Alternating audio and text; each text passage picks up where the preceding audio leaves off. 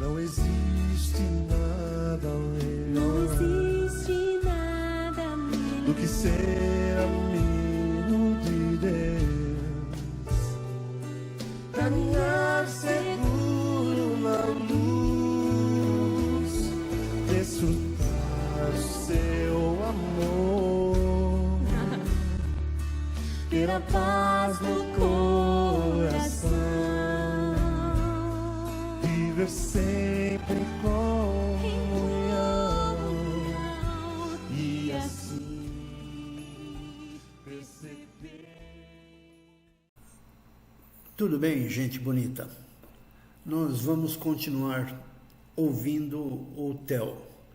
Ele vai ler agora mais uma parábola que fala de coisas perdidas.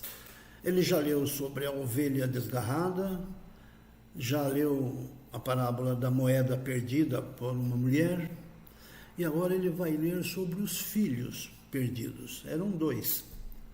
Um que saiu de casa e o outro que estava perdido dentro de casa. Toca aí o barco, Theo. Leia. Vai. Vamos lá. Você vai me ajudando. Não sei. Vai. Pode ter certeza. Jesus continuou. Um homem tinha 2 filhos. O filho mais jovem disse ao pai: quero a minha parte da herança. E o pai dividiu seus bens entre os filhos. Alguns dias depois, o filho mais jovem arrumou suas coisas e se mudou para uma terra distante, onde desperdiçou tudo o que tinha para viver de forma desregrada. Quando seu dinheiro acabou, uma grande fome se espalhou pela terra e ele começou a passar necessidade. Convenceu um fazendeiro da região a empregá-lo, e esse homem o mandou a seus campos para cuidar dos porcos.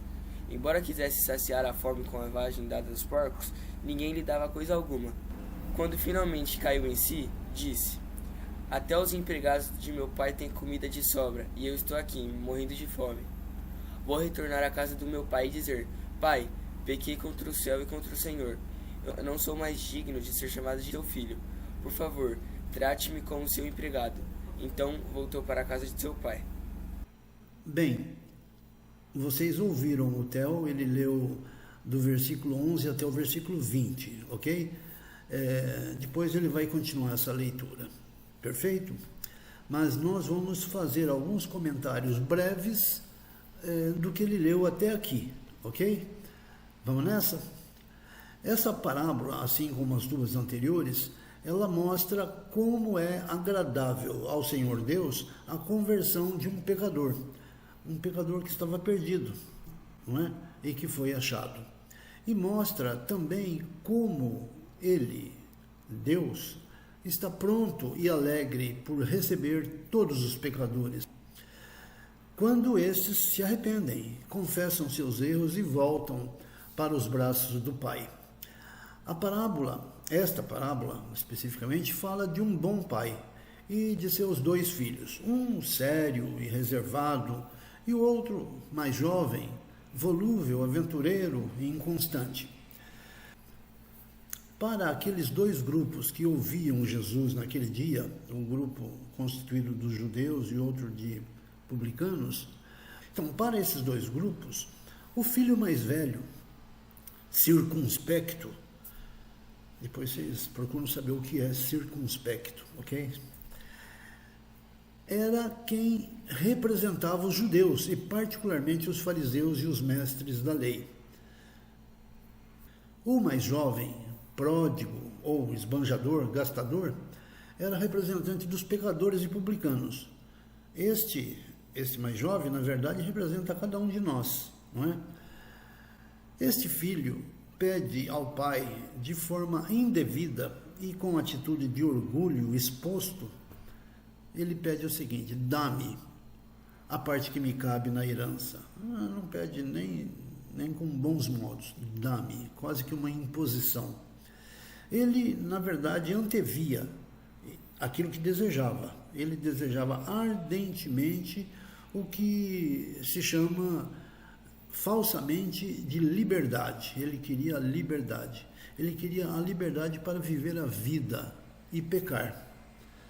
o que é uma realidade escravizadora e não libertadora. Não é, ele não queria liberdade, na verdade, ele queria a escravidão. E ele nem sabia disso. Ele queria sair dos cuidados limitadores do seu pai. Queria administrar sozinho o que lhe pertencia. Era um rapaz de nariz empinado, orgulhoso quanto a si mesmo e com alto conceito da sua própria suficiência. Ele se bastava. Hoje, dizem alguns estudiosos, há mais jovens arruinados pelo seu orgulho do que por qualquer outros sentimentos. Ok? Pois muito bem.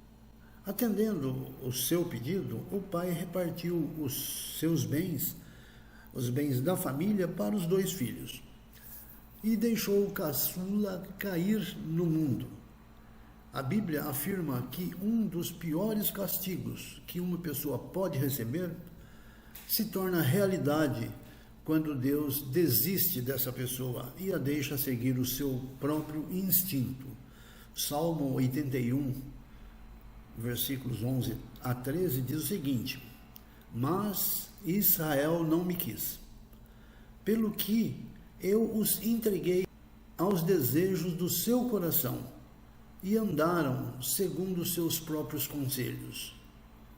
Ah, se o meu povo me tivesse ouvido, se Israel andasse nos meus caminhos, como tudo seria muito diferente.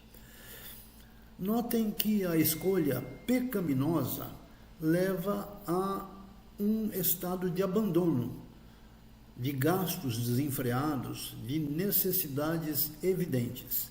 É um estado de servidão, de solidão, de insatisfação perene e, finalmente, a escolha pecaminosa leva a um estado de morte. Esse jovem aventureiro passa por todas essas experiências que eu citei. Mas, quando ele se percebe no fundo do poço, ele resolve o quê? Resolve retornar à casa do pai. Ele, que já estava enlouquecido, caiu em si, recuperou o juízo, finalmente, e o discernimento, e decidiu voltar.